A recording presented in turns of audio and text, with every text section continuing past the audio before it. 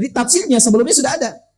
Karena jangan, itu bahaya. Itu saking sayangnya Allah. Kalau tidak sayang nggak akan diperingati. Orang tua kalau sayang, kadang-kadang demikian kan? Jangan. Ya, marahnya orang tua kan bukan karena benci, tapi lebih karena sayang kan?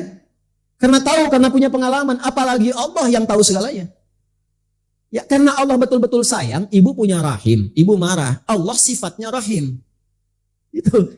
Jadi ketika menyampaikan misalnya dengan keras peringatan, pengingat. Ya, itu ditafsirkan awalnya bukan karena sifat ghadab atau marah bencinya, bukan, karena sayangnya. Mumpung belum meninggal, masih ada kesempatan taubat, jangan lakukan itu. Kala, jangan, itu bahaya. Bahaya. Jangan lakukan. Ya. Jelas di sini? Baik. Teruskan ayatnya, hatta yakhudu fi haditsin ghairi, masih di An-Nisa ayat 140. Innakum idzam mithluhum. Ini yang saya sebut penular. Itu Allah yang sampaikan langsung. Kalau kamu terus ikut ceramahnya, ikut pengajiannya, baca bukunya, pengen tahu aja, disimak, nyemplung ke situ, terpengaruh. Karena orang-orang semacam ini, munafik itu di Quran, itu disifati dengan kata-katanya sering menarik. Retorikanya cantik, logikanya kayak bagus. Padahal menjauhkan Anda dari Allah. Yang dipertaruhkan tuh iman.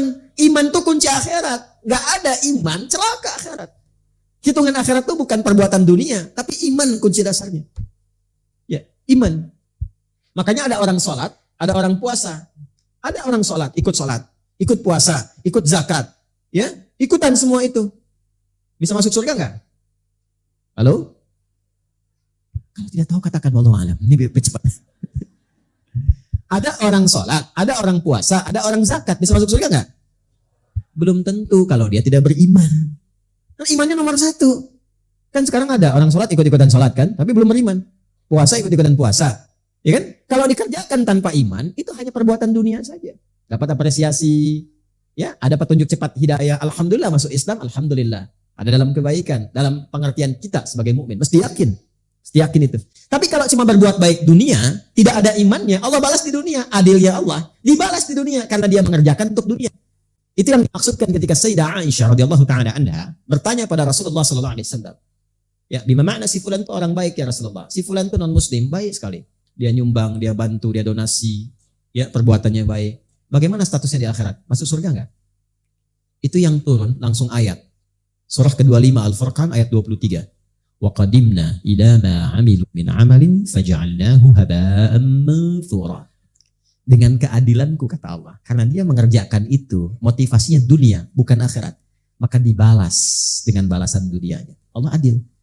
Kan kalau mengerjakan dunia dibalas akhirat tidak adil kan? Dunia ya balas dengan dunia. Aku balas cepat kata Allah untuk memberikan kenyamanan dunianya. Kalau dia mau kembali kepada konsep akhirat, di akhirat diberikan. Maka di akhirat gak jadi apa-apa kecuali debu yang berterbangan. Turun ayatnya. Karena itu kunci akhirat itu imannya. Iman ini yang penting. Nah, saking kencangnya peringatan itu turun. Kala, jangan lakukan, ini bahaya. Makanya kalau ada orang yang nyeloteh, yang tidak jelas, jangan sertai. Jangan iseng-iseng, tinggalkan aja langsung. Bahaya. Nah, orang-orang seperti itu tipikalnya kadang-kadang bicaranya pintar, tapi tanpa sadar membawa Anda menjauh. Ujung-ujungnya nggak sholat, ujungnya nggak puasa. Yang paling bahaya menyoal keyakinan sendiri. Ya, di mana ditemukan kalimat itu? Di Al-Baqarah misalnya, di ayat ke-204. Wa minan nasi may yu'jibuka qawluhu fil hayatid dunya wa yashhadullaha 'ala ma fi qalbihi wa huwa aladul khisab. Ada orang yang karakter hidupnya ketika bicara kata-katanya menarik, retorikanya begitu cantik. Kadang-kadang bawa ayat-ayat Quran, dipotong-potong, bawa untuk menguatkan argumentasi. Kadang-kadang bawa gelar, sehingga terlihat seperti meyakinkan. Padahal itu musuh yang paling berbahaya, kata Al-Quran. Dan dia bawa status, bawa gelar. S1, S2, S3, S4, kerupuk 2. Macam banyak. Karena saya suka pengen senyum sendiri. Ini orang belajar tinggi-tinggi sampai S3. Tapi gak kenal Allah. Kalah sama anak TK yang belum sekolah SD. Saya ngapain sekolah tinggi-tinggi kalau konslet pulang ya? Sekolah tinggi-tinggi tapi gak kenal Allah. Sedangkan ilmu itu ada untuk menguatkan iman.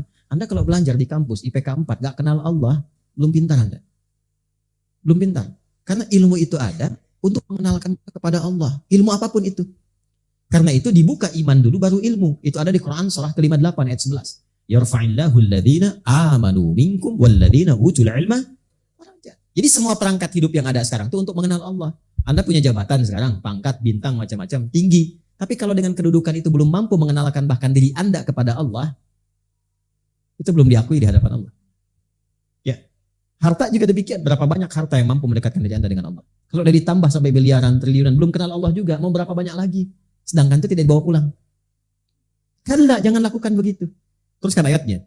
Innallaha jami'al munafiqina wal kafirina fi jahannam jami'a. Kalau ada orang mempertahankan nifaknya dan mempertahankan kemunafikannya dalam konteks menyoal agamanya, maka tempat kembalinya yang paling istimewa di neraka, kata Allah. Yang paling istimewa di neraka. Apa itu? Jahannam. Bahkan nanti kalau terus baca sampai ayat berikutnya akan ditemukan kalimat innal munafiqina fid darkil asfali minan nar. Di tempat yang paling bawah, di keraknya, disatukan dengan orang-orang ingkar. Nah itu bahaya. Makanya kalau ada yang menyoal Nabi, menyoal ajaran, yang pertama kita lakukan menjauhi itu, yang kedua kita doakan, yang ketiga kita ingatkan dengan cara yang lembut. Jelas? Halo? Jelas ya? Dan didoakan karena masih punya hak untuk jadi soleh sepanjang hidup. Itu yang mungkin sering saya tekankan, karena boleh jadi bisa menjadi seorang pecinta Islam yang tinggi ketika menemukan kesadaran. Dan kita dorong dengan doa, ya. Mudah-mudahan dengan doa itu melembutkan hati.